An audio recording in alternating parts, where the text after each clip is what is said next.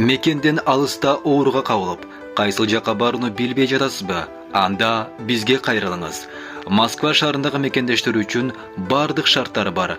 Жаңы технологиялар менен жабдылган Medical Amir аттуу клиника өз ишин баштады. Бизде уролог, хирург, травматолог, гинеколог, невропатолог, лор, терапевт, педиатр, стоматолог, дерматолог, косметолог жана УЗИ өз кызматтарын көрсөтөт. Ошондой эле бизде балдар үчүн атайын стоматолог, уролог иш алып барат. Сүннөткө тургузуу кызматы дагы бар. Жаңы технологиялар менен операциялар жасалат. Геморрой, паховая грыжа, атерома жана папиллома лазер жолу менен алынат. Тартынбай келе бериңиздер. Биздин дарек метро Марино, улица Новочеркасский, бульвар, дом 51. WhatsApp жана байланыш номерлер +795 752 42 84, +795 750 49 84, +767 108 40 84. Клиника Medical Amir мекендештер үчүн кам көрөт.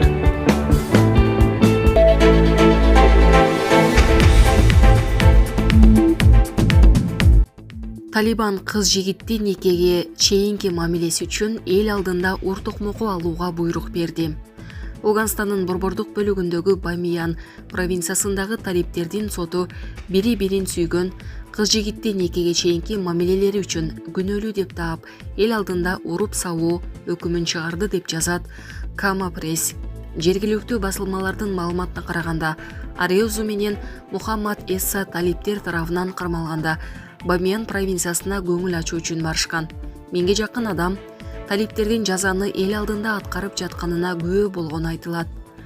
Талибандын жергиликтүү бийликтери кырдаалга жана жазанын эл алдында аткарылышына азырынча реакция кыла элек.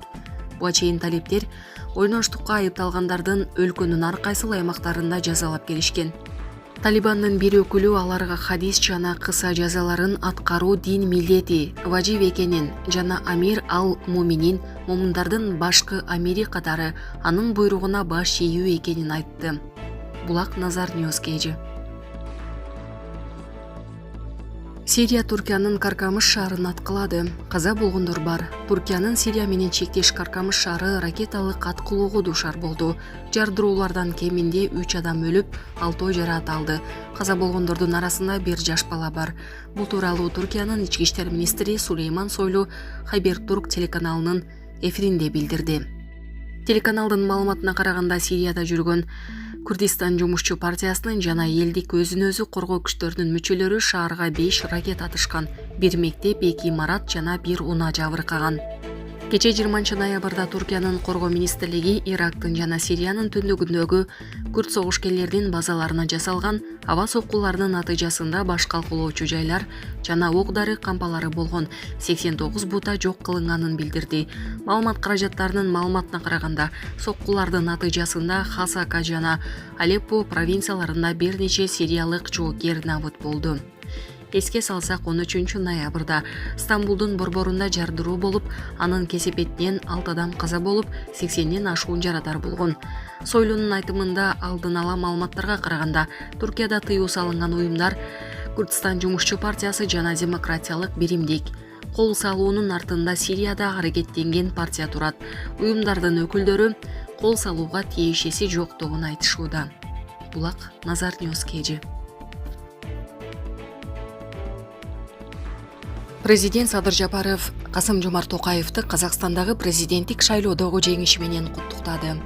Кыргыз Республикасынын президенти Садыр Жапаров бүгүн 21 ноябрда Казакстан Республикасынын президенти Касым-Жомарт Токаев менен телефон аркылуу сүйлөштү.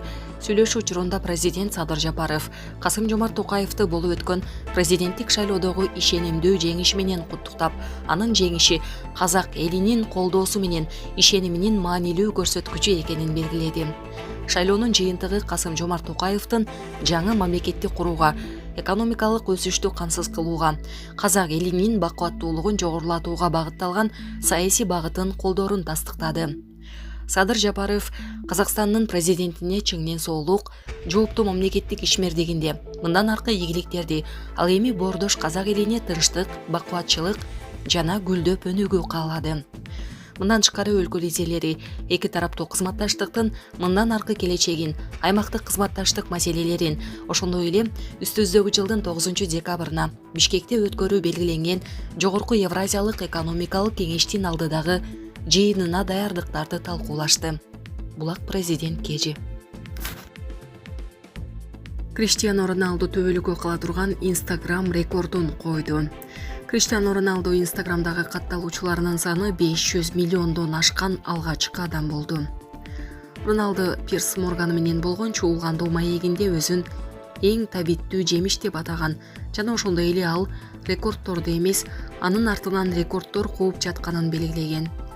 Бул интервьюдан кийин Манчестер Юнайтеддин чабуулчусунун эсебин көргөндөрдүн саны 500 миллиондон ашты.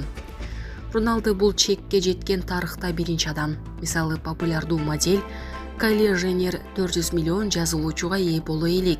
Азыр анын баракчасында 372 миллион бар. Ал эми анын кесиптеши Лео Мессиде 376 миллион бар. Булак Назар Ньюс Кежи.